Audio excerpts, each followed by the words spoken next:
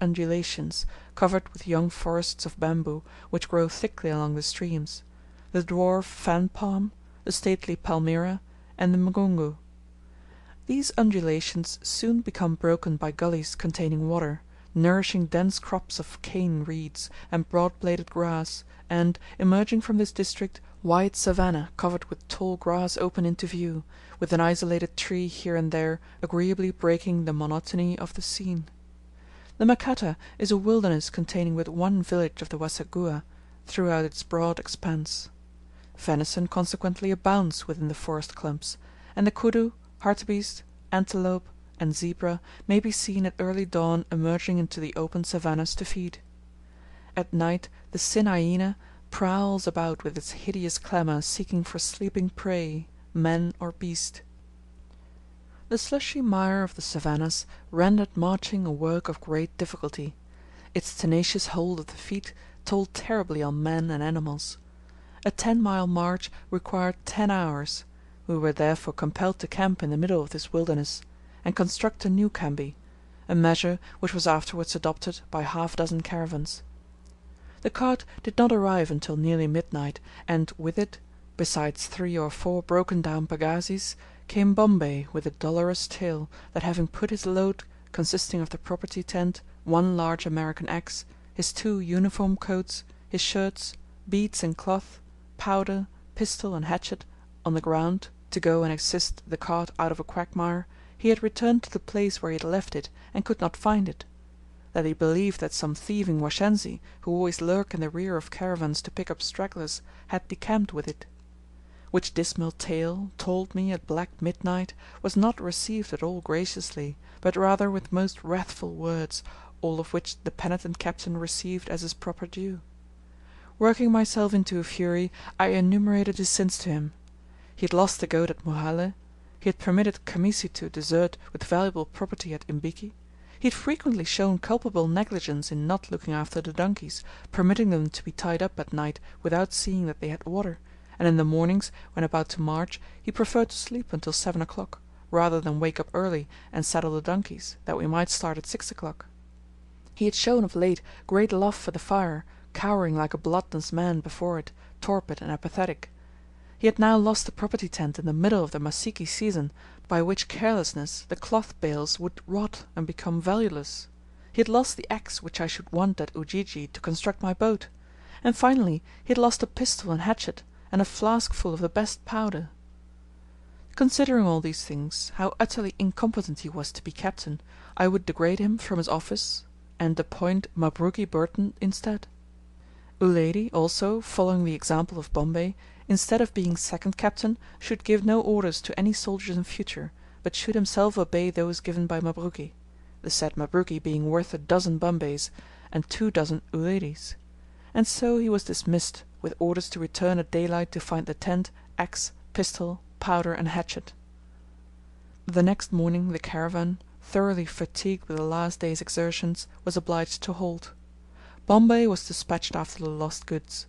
Kingaru, Mabruki the Great, and Mabruki the Little were dispatched to bring back 3 doti worth of grain, on which we were to subsist in the wilderness. 3 days passed away, and we were still at camp, awaiting, with what patience we possessed, the return of the soldiers. In the meantime provisions ran very low; no game could be procured; the birds were so wild. 2 days' shooting procured but 2 potfuls of birds, consisting of grouse, quail, and pigeons. Bombay returned unsuccessfully from his search after the missing property, and suffered deep disgrace. On the 4th day I dispatched Shaw with 2 more soldiers, to see what had become of Kingaru and the 2 Mabrukis.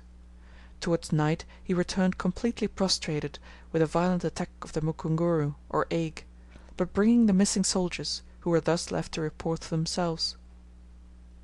With most thankful hearts did we quit our camp, where so much anxiety of mind and fretfulness had been suffered, not heeding a furious rain, which, after drenching us all night, might have somewhat damped our ardour for the march under other circumstances. The road for the first mile led over reddish ground, and was drained by gentle slopes falling east and west; but, leaving the cover of the friendly woods, on whose eastern margin we had been delayed so long, we emerged into one of the savannahs, whose soil during the rain is as soft as slush and tenacious as thick mortar, where we were all threatened with the fate of the famous Arkansas traveller, who had sunk so low in one of the many quagmires in Arkansas County that nothing but his tall stovepipe hat was left visible. Shaw was sick, and the whole duty of driving the foundering caravan devolved upon myself. The Wanyamwezi donkeys stuck in the mire as if they were rooted to it. As fast as one was flogged from his stubborn position, prone to the deaths fell another, giving me a Sisyphean labour which was maddening trader pelting rain, assisted by such men as Bombay and Uledi, who could not for a whole skin's sake stomach the storm and mire. 2 hours of such a task enabled me to drag my caravan over a savannah 1.5 miles broad, and barely had I finished congratulating myself over my success before I was halted by a deep ditch, which, filled with rain water from the inundated savannahs, had become a considerable stream, breast deep, flowing swiftly into the Makata. Donkeys had to be unloaded, led through a torrent, and loaded again on the other bank, an operation which consumed a full hour. Presently, after straggling through a wood clump, barring our progress was another stream, swollen into a river.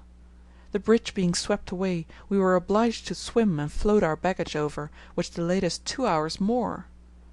Leaving this second river bank, we splashed, waded, occasionally half swimming, and reeled through mire, water-dripping grass and matama stalks, along the left bank of the Makata proper, until farther progress was effectually prevented for that day by a deep bend of the river, which we should be obliged to cross the next day. Though but 6 miles were traversed during that miserable day, the march occupied 10 hours. Half dead with fatigue, I yet could feel thankful that it was not accompanied by fever, which it seemed a miracle to avoid, for if ever a district was cursed with the ague, the Makata wilderness ranks foremost of those afflicted.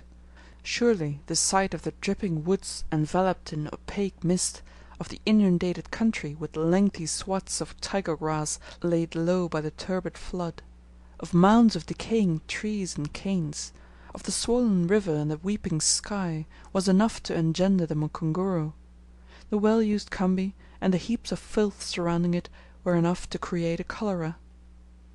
The Makata, a river whose breadth during the dry season is but 40 feet, in the Masika season assumes the breadth, depth, and force of an important river. Should it happen to be an unusually rainy season, it inundates the great plain which stretches on either side, and converts it into a great lake.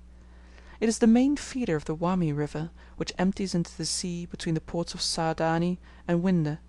About 10 miles northeast of the Makata crossing, the Great Makata, the Little Makata, a nameless creek, and the Rudewa river unite, and the river thus formed becomes known as the Wami. Throughout Usagara, the Wami is known as the Mukondokwa.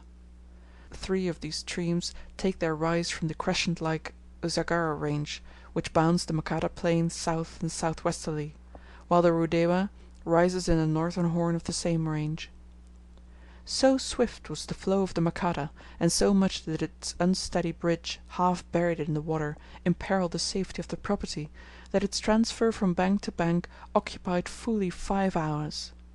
No sooner had we landed every article on the other side, undamaged by the water, than the rain poured down in torrents that drenched them all, as if they had been dragged through the river. To proceed through the swamp which an hour's rain had formed was utterly out of the question. We were accordingly compelled to camp in a place where every hour furnished its quota of annoyance. One of the Wangwana soldiers engaged at Bagamoyo, named Kingaru, improved an opportunity to desert with another Magwana's kit. My 2 detectives, Uledi, Grant's valet, and Sarmian, were immediately dispatched in pursuit, both being armed with American breech-loaders. They went about their task with an adroitness and celerity which augured well for their success. In an hour they returned with the runaway, having found him hidden in the house of a Mzagua chief called Kigondo, who lived about a mile from the eastern bank of the river, and who had accompanied Uledi and Sarmian to receive his reward, and render an account of the incident. Kigondo said, when he had been seated, "I saw this man carrying a bundle, and running hard, by which I knew that he was deserting you. We, my wife and I, were sitting in our little watch hut, watching our corn, and,